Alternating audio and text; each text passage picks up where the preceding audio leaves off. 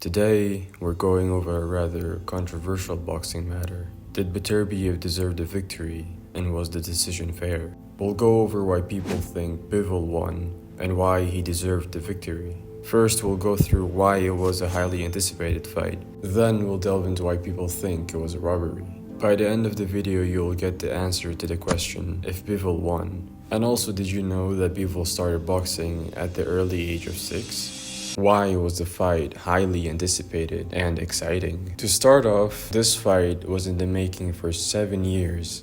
As the host in the press conference asked Beterbiev why this fight didn't take place earlier, he said he should ask Bivol. What he implied, I believe, was how Bivol rejected the offer a couple times before, and people believed he waited for Artur to age a bit and slow down. As Artur was a heavyweight champion in their national team and had very good endurance. What also made people impatient for this bout was Beterbiev's godly record. His 20 wins, 20 knockdowns, and 0 loss record was too good not to be excited for.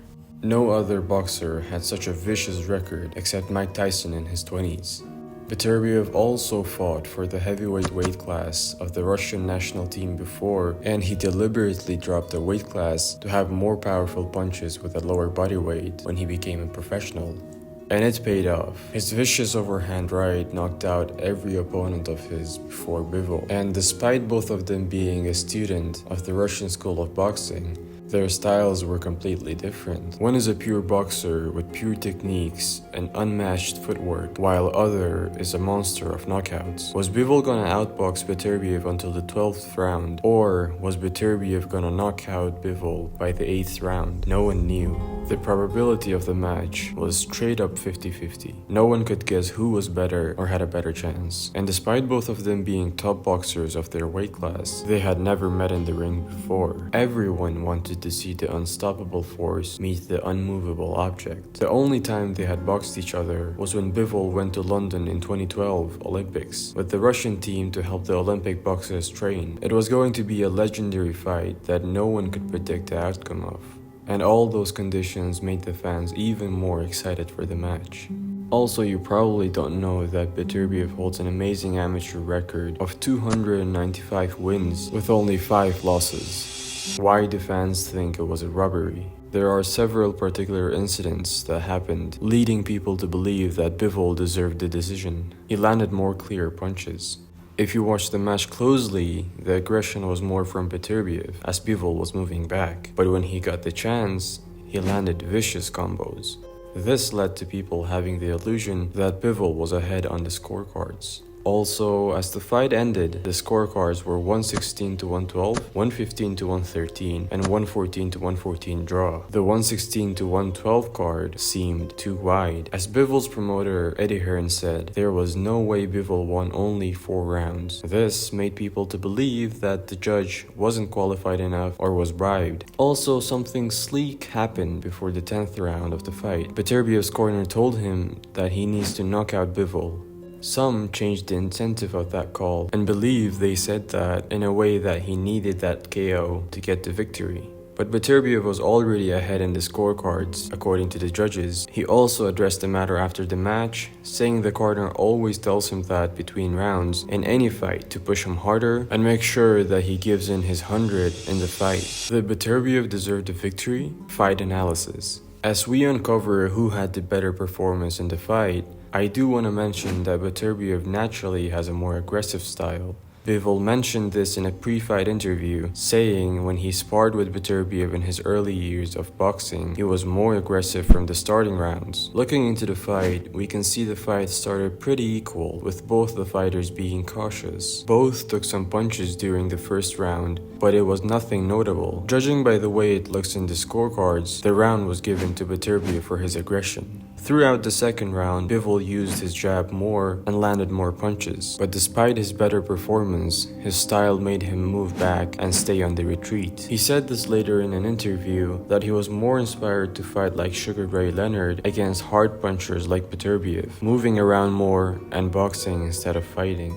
At the beginning of the third round, the same pacing would be seen from Beterbiev, all until 1 minute was left on the clock. Beterbiev met a wall, blocking him from pushing aggressively. Bivol had managed to stand his ground and stop retreating. He could also be seen counterpunching even though he was on his back foot moving. It was a nice sight to be seen from Bivol's corner. Beterbiev knew he couldn't deal with Bivol the same way as his previous fights, so he stepped up his pace a bit more. But nothing drastic changed during the fourth and fifth round. Beterbiev kept stepping forward with his jab, but least of them landed on Bivol's face. Bivol took most of the blows from the punches on his gloves padding. As the sixth round went on, the tide switched to the favor of Beterbiev. Bivol got bullied throughout the round, barely landing any punches. Beterbiev, seeing this, chased him until the very last second of the round. Things didn't seem well for Bivol. Beterbiev started the seventh round quickly, taking the initiative with his jabs and right hooks, but Bivol saw a very slick opening in Beterbiev's guard, landing a left hook. Beterbiev shook his head as if it was a nod of approval of Bivol's performance. Bivol got encouraged by the shot that landed and threw a rather well-organized combo, his jabs following right after that.